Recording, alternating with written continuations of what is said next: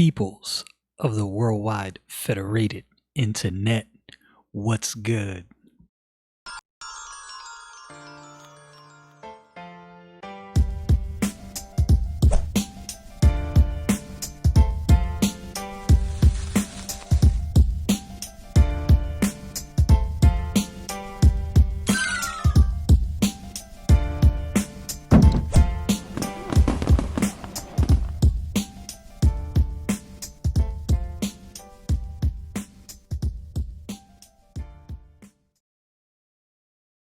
We all want to be like that Spike Lee movie and do the right thing. All of us want to do the right thing. Well, I think the Bible makes doing the right thing seem a lot. How can I put this? The Bible makes doing the right thing seem a lot simpler than the complications we put on it. And hopefully I'll be able to, in this video, kind of explain what I mean through the book of Proverbs. So going through the book of Philemon the way I did was actually very helpful. Normally when I read through the book of Proverbs, I'll go to a verse and I'll kind of cross compare, kind of see what that verse is saying, see where these principles are played out throughout the rest of the Bible. But as I was reading through Proverbs chapter 9 today, I said, you know what? I'm going to go through this whole chapter because it honestly is following a theme, and I want to kind of understand what's going on here. Not saying that I have, a definitive, breakdown and understanding of everything going on through the book of Proverbs chapter 9, but just wanted to wrap my brain around it. So I was like, let me try this method out again today. So walk with me through this little breakdown. Let's get to this. So Proverbs chapter 9, we will start at verse 1. Wisdom hath builded her house, and hath hewn out her 7 pillars. The first thing that I think you probably need to get through your head whenever you're reading through the book of Proverbs, especially, and you see the word wisdom, which appears a lot, a whole lot, is you need to understand the difference between wisdom, knowledge, and understanding, because those things are often conflated. People conflate one with the other. And if you do that, you can honestly miss what's being said because you don't have a proper understanding of wisdom. So wisdom is the right use or exercise of knowledge, the choice of laudable ends, and the best means to accomplish them. So wisdom is the proper application of knowledge. Well, what is knowledge? Well, when you gain information, that information is knowledge. You now know. I know what happened here. Understanding is knowing what happened, having this information, and understanding how that information plays out, deciphering that information. But once you have all of that knowledge and understanding, well, what's wisdom? How do I put this to action? How do I take my knowledge and my understanding and go into a situation and make the right choice? That's what wisdom is. Wisdom is that ability to rightly think through these things and make proper choices. Wisdom is knowledge in action. I've always heard it put that way. Kind of a little bit of an oversimplification, but that really is what it is. So now understanding that, wisdom hath builded her house. She hath hewn out her 7 pillars. So when I looked at this initially, my first thought was to try to find, okay, so what are these 7 pillars? And then I stopped myself and I was like, well, before I send myself down a rabbit hole of endless research, because that could go into a whole slew of areas of research, I was like, let me stick with the base or principal concept. So a pillar, a supporter, that which sustains or upholds, that on which some superstructure rests. And we all know what a house is, but I looked it up anyway. In general sense, a building or a shed intended or used as a habitation or shelter for animals of any kind, but appropriately a building or edifice for habitation of men, a dwelling place. So wisdom has builded her dwelling place, and the pillars upon which this structure is sustained. Simple enough concept. Okay, so move on to verse 2. She hath killed her beasts, she hath mingled her wine, she hath furnished her table. So when I looked at that, I tried to think of this in a sense of, if I was a Jewish person in the day this was written and in the day this was inspired, what would I be thinking when I read this? So this was a different time. This is a time where you did have to hunt for your food. It wasn't like you could just go to a supermarket and pretty much get something that's already been killed. It's been filleted. The meat has been cut out, packaged. All you have to do is come home, season it, and prepare it. This is a different time. You have to go kill an animal. You have to bleed the animal out. You have to cut out the meat, make sure everything is good, and then go through all the preparation, right? Even with wine, right? You got to mix some things up. You got to make your drink. It's not like now where everything is prepared for us. And all we have to do is exchange our money for this thing that's already prepared. This is a different time. There is no fast food here. Now, with that in mind, now let's look back at that. She hath killed her beasts. She hath mingled her wine. She hath also furnished her table. So the idea is wisdom has prepared the whole spread. Like there's not even anything you have to do. This is all laid out. The animal's been killed. It's been prepared. The drinks have been prepared. The table has been set out. The spread is already there. There's nothing you have to do. And that would have been what was on the mind of someone who read this in the time it was inspired, which I believe applies the same way today. Verse 3, she hath sent forth her maidens.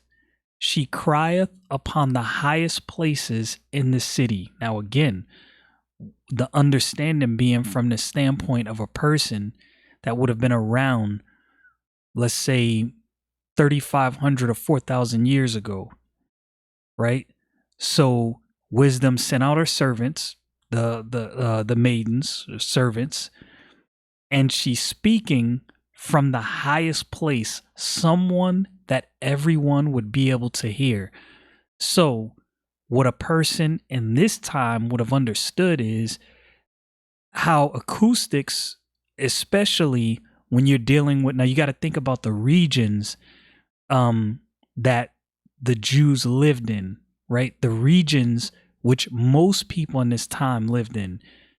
You were normally around mountains, right? And even in cities, it was, very mountainous and hilly. So there was always some place that was higher. And the way the acoustics would have worked is if somebody was speaking from the high place, then everyone would be able to hear and discern what was being said. So no one would be left out. Everyone would hear this outcry. And I think that's the point being made here. Wisdom is not hidden, right?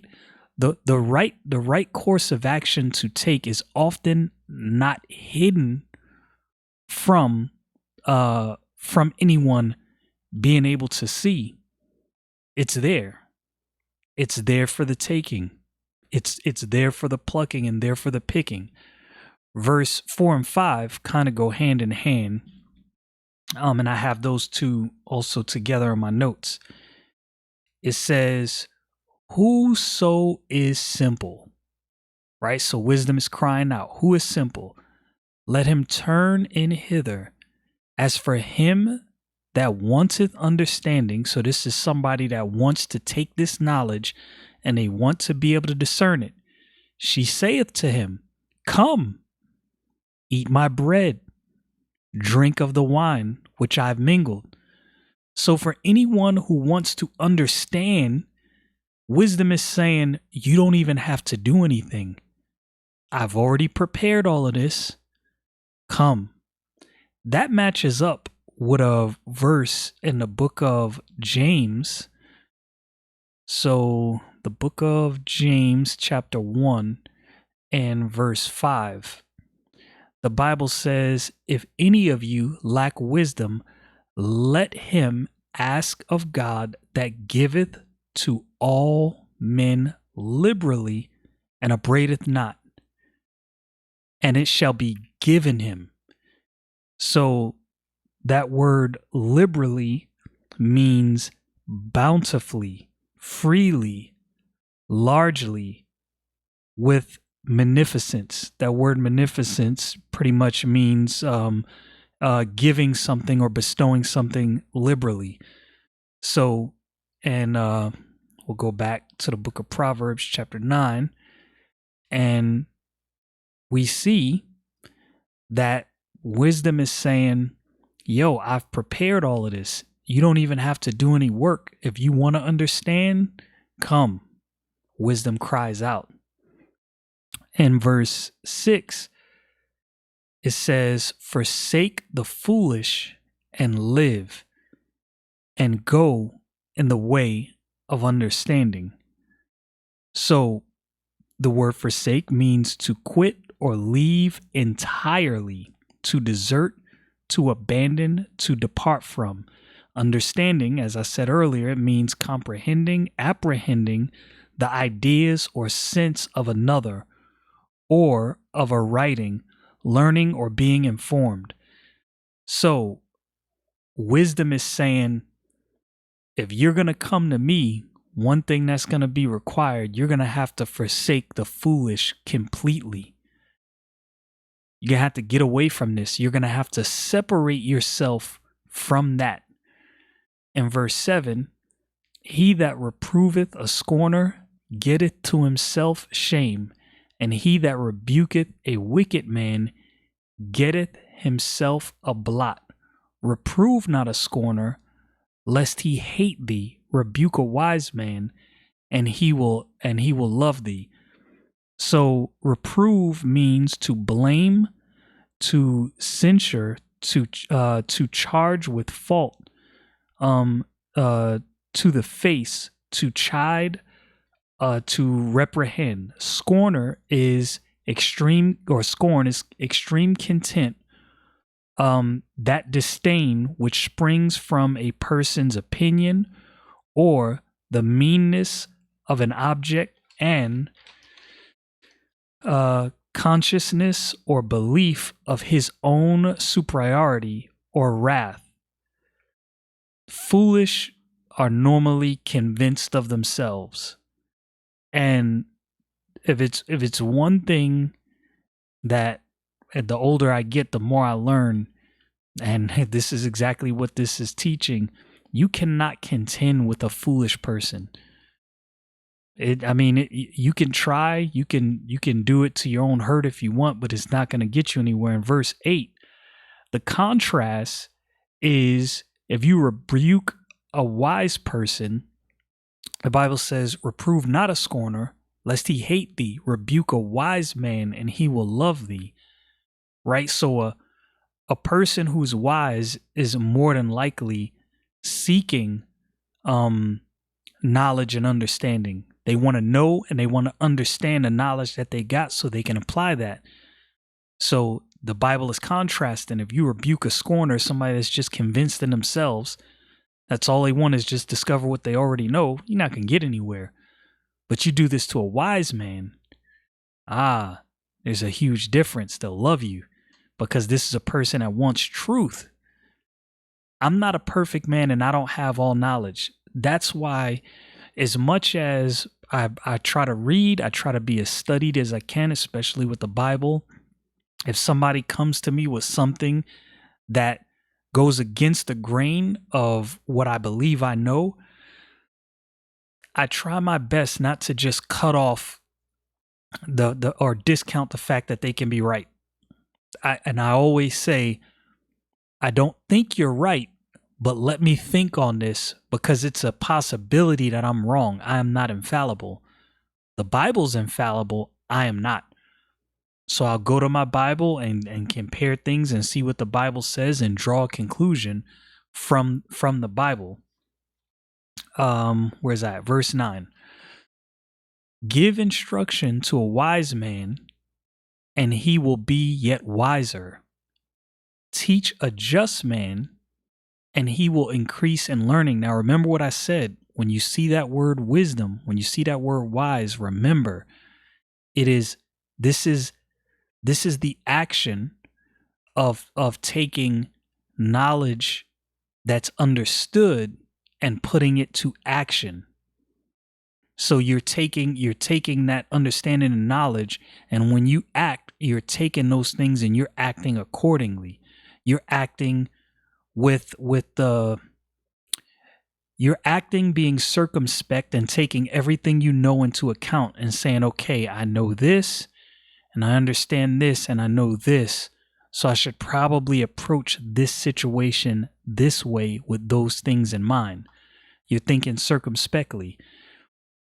And this is a person, like the Bible says, a wise man, give instruction to a wise man, and he will be yet wiser. This is a person that wants to do what is right.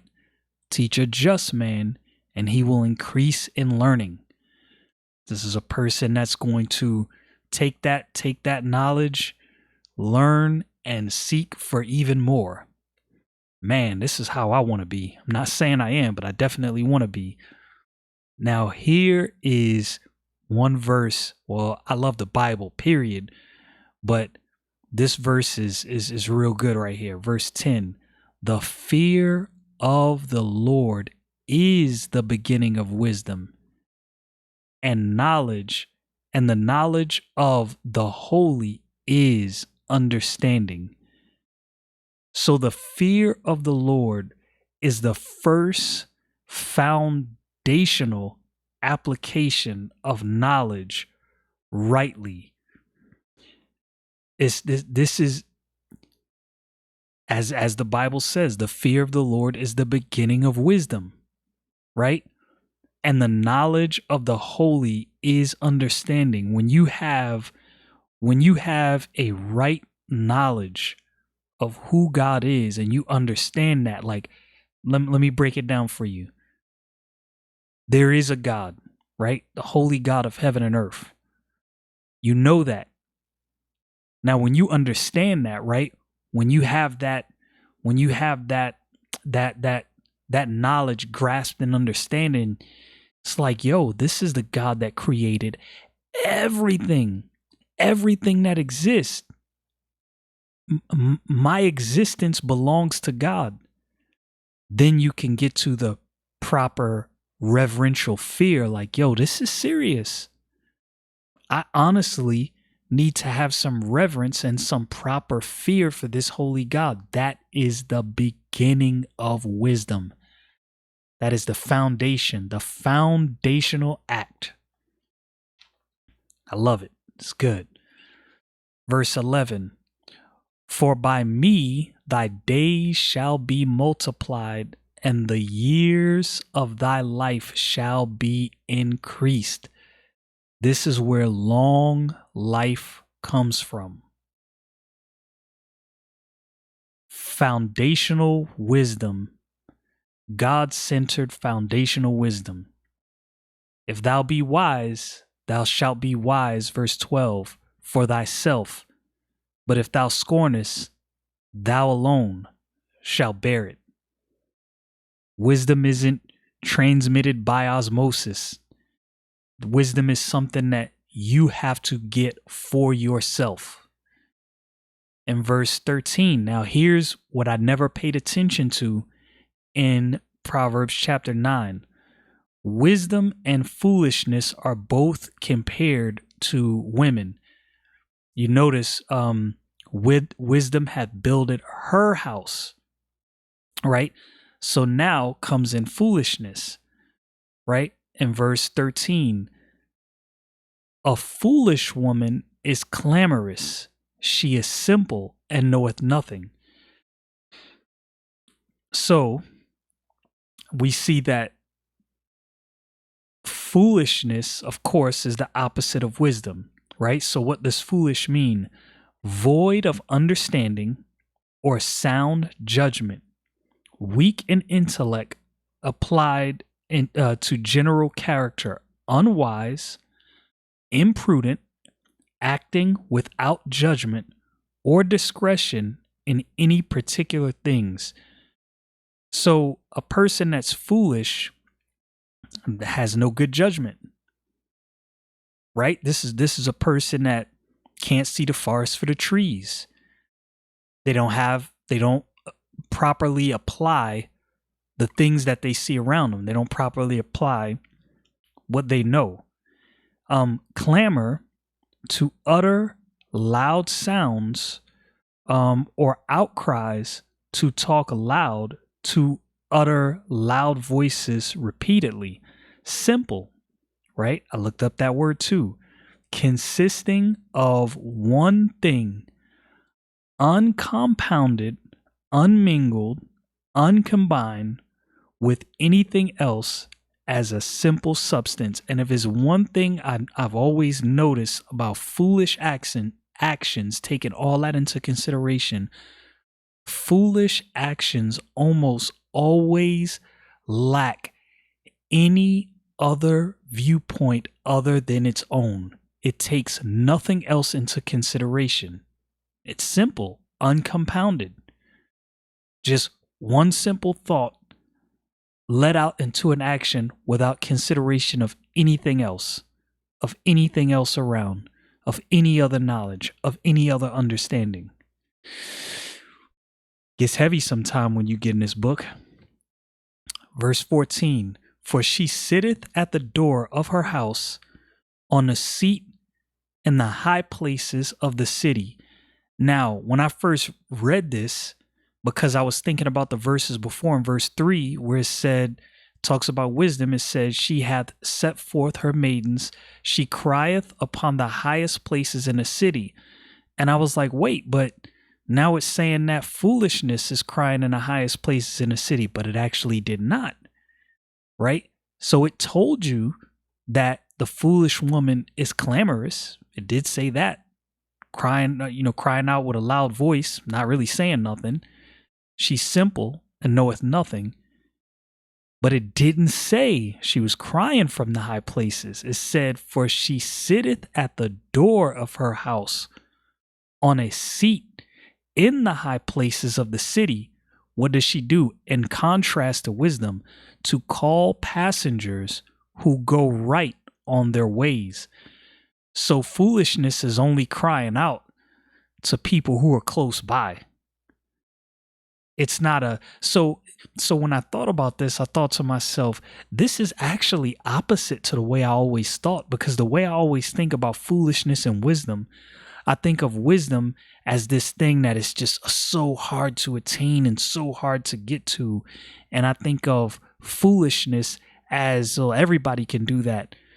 And the painting that Proverbs 9 is painting for me is actually the opposite of that thought.